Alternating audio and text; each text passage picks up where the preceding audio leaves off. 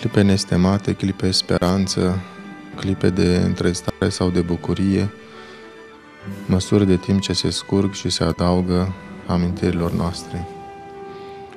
Și ele încep să ne colinde când privim poze dragi, retrăim idei sau proiecte, case, locuri, hotare, lungi înverzite sau acoperite de umat, copaci, sau auzim murmurul părailor limpezi, sau privim seninul înalt al cerului sau adâncul tainic al stelor întinse pe pânza diafană a nopții, sau deslușim șoaptele vântului de seară sau cel al zilei, cuprins prin tot felul de sunete, de ciripit, de zumzăit.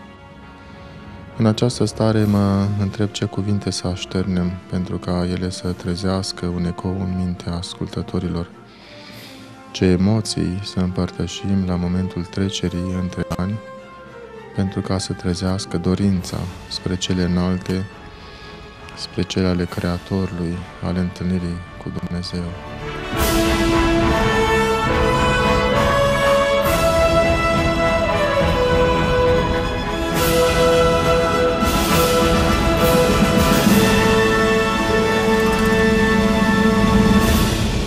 Călătoria noastră pentru câteva clipe este punctată de 12 bătăi de clopot, ce ne trimit cu gândul la cele 12 ceasuri din zi sau din noapte, la cele 12 luni ale anului. Ceasul de trecere dintre ani devine acum, prin sunetul minutarului, un timp sensibil.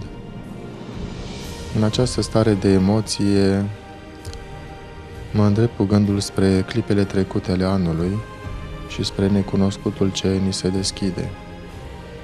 O emoție mă copleșește și mă cufundă în lumea nemărginită a sufletului și cu recunoștință mă scald în adâncurile inimii lui Dumnezeu. O lumină ca o pace blândă și caldă îmi inundă ființa. Și așa revăd chipuri dragi ce au plecat pentru o vreme, lăsându-ne în dar amintirile. Printre ele revedem cunoștințe, bunici, unchi, prieteni, pe care ne-am despărțit pentru o vreme. Și în această stare împărtășesc gândul rugăciune spre Dumnezeu.